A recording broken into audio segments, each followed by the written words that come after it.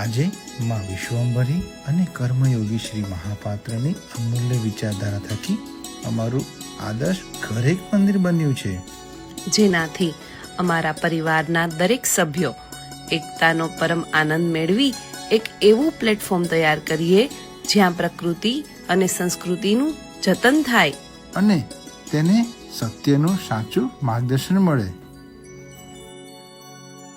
હું માં શક્તિની આરાધના કરીશ. હું મારા માતા પિતાને ઘરમાં યોગ્ય સ્થાન અને માન સન્માન આપીશ.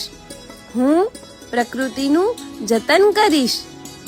હું ગાય માતાનું જતન કરી આ દરેકના ઋણમાંથી મુક્ત થઈ આ સંસ્કૃતિનું રક્ષણ કરી આપણી મૂળ વૈદિક સનાતન સંસ્કૃતિને ઉજાગર કરી શ્રી મહાપાત્ર દ્વારા અપાયેલ અમૂલ્ય વિચારધારાને જીવનમાં સતત આચરણ કરી મારી પોતાની નૈતિક ફરજોનું પાલન કરવાનો સંકલ્પનો દિવસ એટલે સાચા અર્થે જન્મદિવસની ઉજવણી.